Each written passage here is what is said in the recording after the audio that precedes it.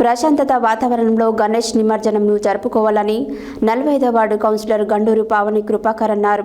జిల్లా కేంద్రంలోని 45వ ward Ganduri Janakamma water plant వద్ద గణేష్ యూత్ ఆధ్వర్యంలో ఏర్పాటు చేసిన వినాయక విగ్రహం వద్ద మంగళవారం లంబోదరుడికి ప్రత్యేక పూజలు చేసిన అనంతరం వారు అన్నప్రసాద వితరణ కార్యక్రమానికి ముఖ్య అతిథిగా హాజరై ప్రారంభించి మాట్లాడారు.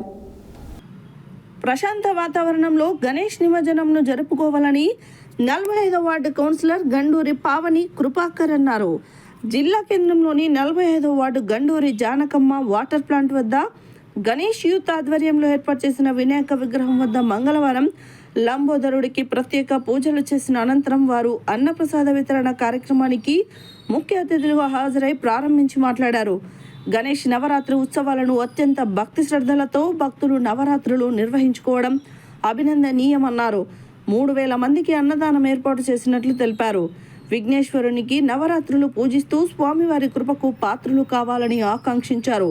పోలీస్ శాఖ ఆదేశాల ప్రకారం నిమజ్జనంను ప్రశాంతంగా నిర్వహించాలని చెప్పారు. విఘ్నేశ్వరుని ఆశీస్సులతో ప్రజలందరూ సుఖ సంతోషాలతో ఆయురారోగ్యాలతో ఉండాలని పేర్కొన్నారు. నిమజ్జన కార్యక్రమానికి వార్డు నుండి అత్యధికంగా మహిళలు, పెద్దలు అధిక సంఖ్యలో హాజరు కావాలని కోరారు. ఈ కార్యక్రమంలో బీఆర్ఎస్ జిల్లా నాయకులు, పట్టణ క్లాత్ మర్చెంట్ అసోసియేషన్ అధ్యక్షులు గండూరి కృపాకర్, గణేష్ నవరాత్రి యూత్ ఉత్సవ కమిటీ సభ్యులు తల్లాడ ప్రసన్న, కుక్కడపు భిక్షం, కుక్కడపు కృష్ణ, కొప్పు సందీప్, ఉపేందర్, శంకర్, సాయి, వేణు, శివ, శ్రీకాంత్, కార్తీక్, ఉప్పి తదితరులు పాల్గొన్నారు.